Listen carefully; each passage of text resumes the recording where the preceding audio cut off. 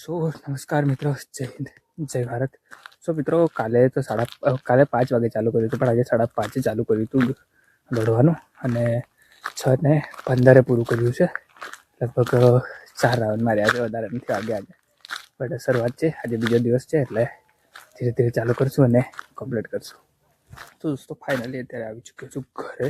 અને કાલે હતો શનિવાર, એટલે બધી ગાયો નીકળી ગયેલો અને બધું એ થઈ ગયેલું. પણ આજે તો દેખો, હજુ સુધી ગાય બી નથી નીકળી, અને ઘરના લોકો બી નથી ઉઠ્યા.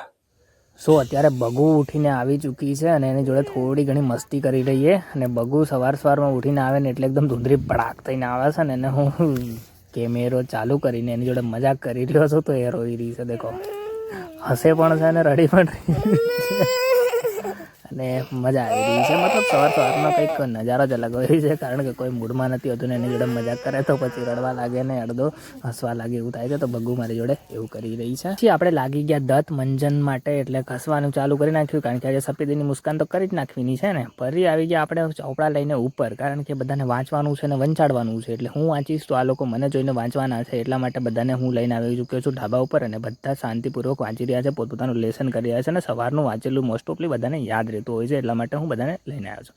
પછી થોડી વાર પછી તો આપણે પતંગ ચગાવવાની છે, એટલે રાધા અને વિક્રમ ઠાકોરવાળી પતંગ લઈને આવી ગયા. અને ઉપર તો મજા ન આવી, એટલે ફરી પાછા નીચે આવી ગયા, અને પતંગ પેલી ફાટી ગઈ, એટલે કાર્ટૂનવાળી લઈને આવી ગયા. વિડીયો પસંદ આવે તો લાઈક કરી નાખો. ચાલો.